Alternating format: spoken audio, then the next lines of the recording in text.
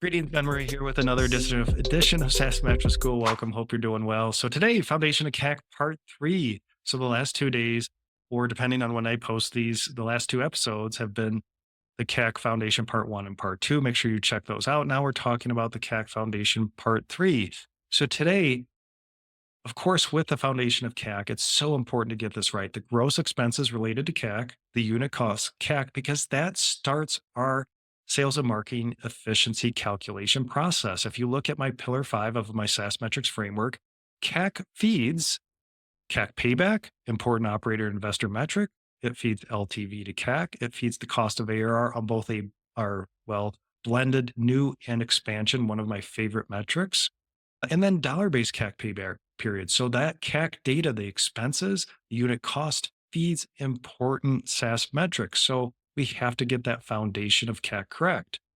So again, we get CAC wrong, it's going to skew all of those sales and marketing efficiency metrics. We won't make them reliable. So really important we get that start correct. So then what's your prize? This is really important. This comes up a lot in conversations with SaaS companies. Are you going after the brand? I love to use the Starbucks example. Yeah, we landed Starbucks, one logo, but we really wanted the 38,000 stores.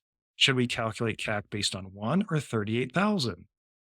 Now, to make that answer easier, think about if we landed Starbucks, but then we landed that local mom and pop coffee shop, which I love to visit for a great cup of coffee. And maybe they have 3 stores locally. Shorter sales cycle, maybe easier to land that 3 stores versus Starbucks and 38,000 stores. So if we do 1 and 1, that's going to skew our CAC metrics and our sales and marketing efficiency metrics. So more likely, we're going to calculate CAC on a store basis. So really important to define that. This comes up a lot in healthcare.